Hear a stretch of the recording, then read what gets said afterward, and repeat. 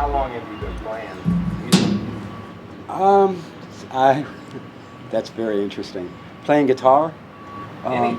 So my music history is kind of What's your fascinating. history with music? Yeah, been interesting. I went to Catholic school, third grade, and we had a music class where we all had to sing a line from a hymn. It was Catholic school, and individually, and I got really scared.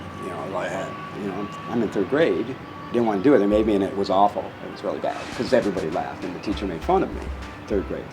So fifth grade, we had a Filipino nun, and she came in and taught us all how to play the guitar. So that's when I started playing, and we learned Yellow Bird, GFC or something.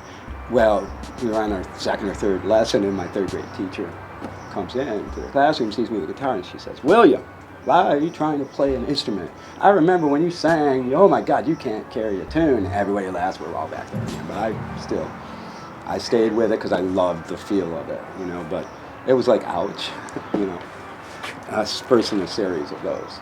So I'm on this Joni Mitchell discussion list on the internet, and somebody I knew from like Seattle or something emails me like, "Hey, your song's on the internet. I thought I should tell you though.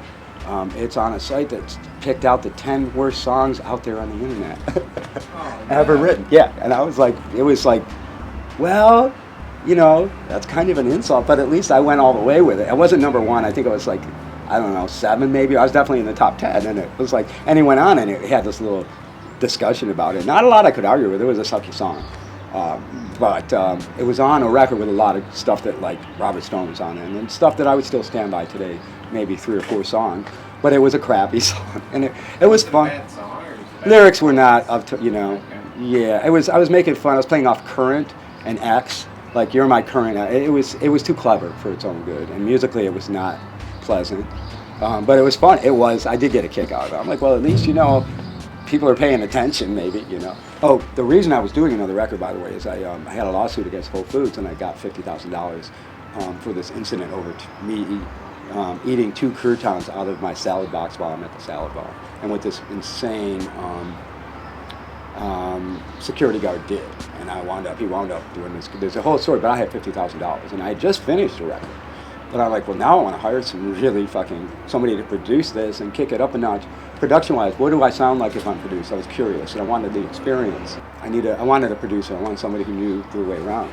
And I wanted somebody who did something different from what I had done.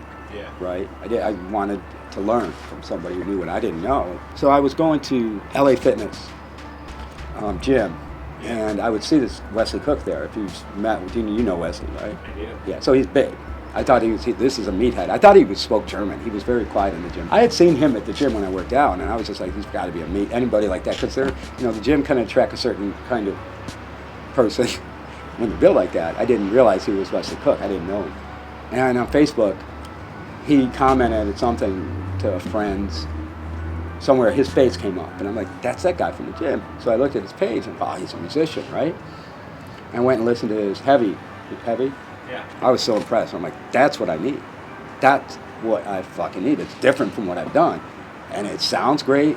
So I'm like, I can't wait to see him at the gym again. I saw him, and I realized I'm gonna ask him. So I said, I saw him at the gym. I'm like, hey, I listen to your music, and we talked. He's really nice. Not what I was expecting from somebody like that. Somebody's gonna like kick me in the sand or something. I said, can we talk? I just finished this CD. I didn't even talk about him producing. I just said, I'm finished this CD. And now I got another one that I want to do, and I want to go a different direction. I have a lot of questions about what my experience was before, what I could change. And he's like, yeah, let's get together, have coffee. Like, yeah, so we did. I gave him this first CD. He shows up with like 8 pages of notes. I mean, I never even asked him to produce this thing. Nothing. I was just like, can you give me advice? And he listened to all that, and he had great notes, right? 8 pages, and we sat there and went through them all. It was at that Starbucks. I didn't go into that thinking I'm going to ask him to produce. I'm like, hey, can you give me a price on producing? I got a budget for this, and this is what I need. And I want something that I don't have, and he had that. I mean, the music is so good on the record. And he did, and he said, yeah, so now he's like, we're going to do pre-production. I didn't know what that was. What is that, when I pull into the parking lot, and find my spot, pre-production? Early on, he mentioned Jaron and Ben, my buddies, and I think they're off touring with the Indigo Girls. And the Indigo Girls, wait, what? And I'm like, that impressed me, right? He's like, they're available. So Jaron came over, And we went through just some of the, like me playing guitar, and he just fucking did it. He nailed it. But like, Yeah. And then Ben, he's just a dirty motherfucking bass player. Right? It's true. Yeah. So we did some of the recording. On his business card. Dirty, yeah, badass. That's what I call him, badass bass player on his checks. That's what I wrote for the memo when I badass bass. And right now the record has not been released because I was out of energy by the time it was finished. I'm like, I don't have to hurry to this. I need to get somewhere else not involved with this record. So where my head was at, does that make sense? Like, I didn't want to promote it. I just wanted to have it and wait. I don't want to get out and perform. It's the funniest. The Bathhouse Janitors is the funniest band name I could come up with, and it started because I was being a little competitive with W. Whalen, because he came up with just a number of amazing band names again and again and again. He's got a lot of them, and this just popped into my head one day, and it's like, all right, I'm gonna wait until we're up on stage, and so we did it. We were playing here at Star Bar for the Saturday I Love Saturdays, and he was playing on a set with me, or a couple songs. And we finished up, and I'm like, thank you, we're the Bathhouse Janitors, right? And he lost it. He just lost it. And I love when he just loses it, that makes me feel really good. I just finished my last CD, which hasn't been released yet. I had just finished that, and I felt kind of empty. Like, I don't know, like, what is it, women go through postmortem, or post-pregnancy depression or something. I had done all this thing, I had this thing, and I wasn't quite sure, and I decided, I'm going to get back out and perform. That'll make me happy, because I've been doing all this stuff in the studio. So first night, I decided I'm going to go play open mic every night of the week. So I went and did Eddie's Attic on Monday, and on Tuesday I went to Blake's, had a new one, Blake's Gay Bar in Park. And so I went to that, and I had seen Waylon. His picture popped up in my Facebook feed. I didn't know who he was, but I thought he was fucking cool as shit.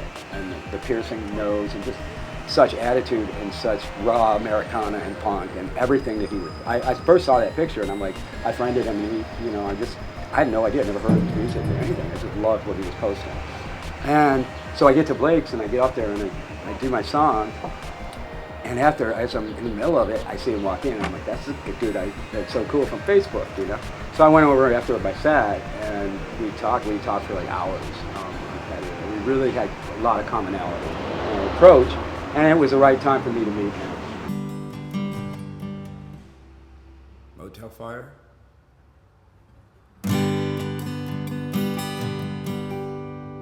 Motel Fire on the 4th of July. Motel Fire on the 4th of July.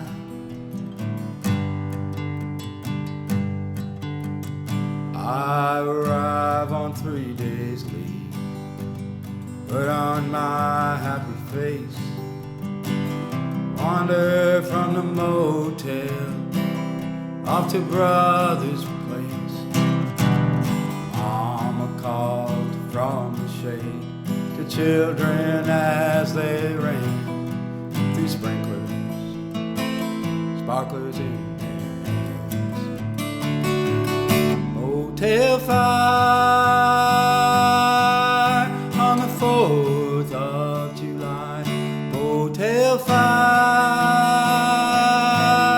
on the 4th of July. Hey cousin, it's good to see you. Wanna get high? I won 6 games of ping pong and I didn't even try. Ice tubs of cherry pop, lemonade and beer. I wanted corn, but it's early in the year. Motel Fire on the 4th of July. Motel Fire on the 4th of July.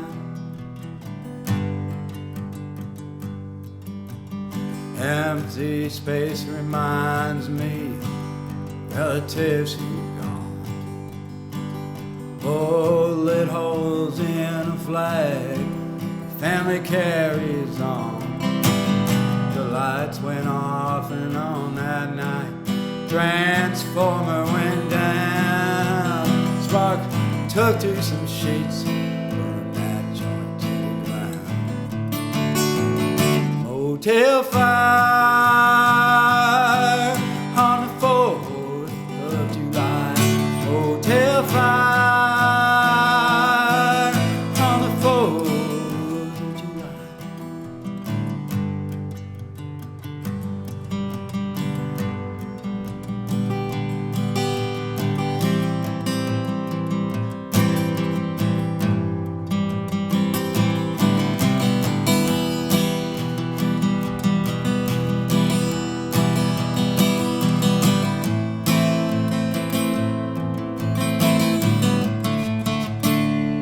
Fireworks in town, everybody headed west. I stayed behind with nothing but this longing in my chest, and a patriotic hooker in a rented Chevrolet. I was short of 10, she red, white, and blue it up for me anyway. Motel fire on the 4th of July. Motel fire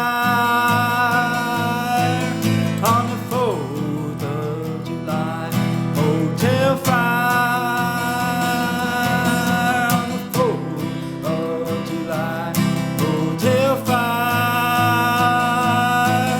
on the 4th of July.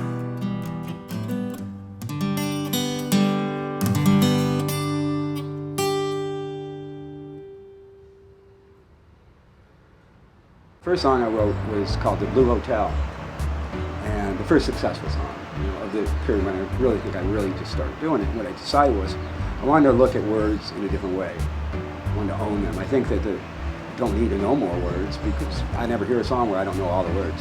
So what is it about it? I need to own words. So I decided to take a story from the book and only use words that were in that story, so it would make me look at them differently. Right? Tell the story that the story tells. Use the words in it, so it's kind of like it's a way to look at words and say, I own this now. So what I call the word palette. So a different song would have a different, there's a whole concept behind that. That's cool. Yeah, what makes words fit in? And is it out of palette? Is it out of tune? For instance, there were different ways you break a palette. You have a character who's maybe street, like a lot of my songs. You wouldn't have them use certain words, like they wouldn't say articulate. Yeah. Right, it's not in the palette. That's a palette based on the character.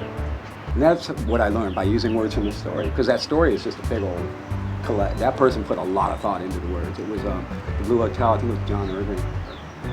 It was in a big book of stuff, and it's just a weird story about murder. Like now I use it to describe, after I make a decision on words, I say, oh, that was the palette. It's just a way of recognizing it, but it's really ingrained now. I remember I wrote a song when I was, real young. It was however old I was, where it was the first time I could walk on my own to the end of the street that we lived on in this small town. And I could walk to the end of this road that we lived on and had to come right back.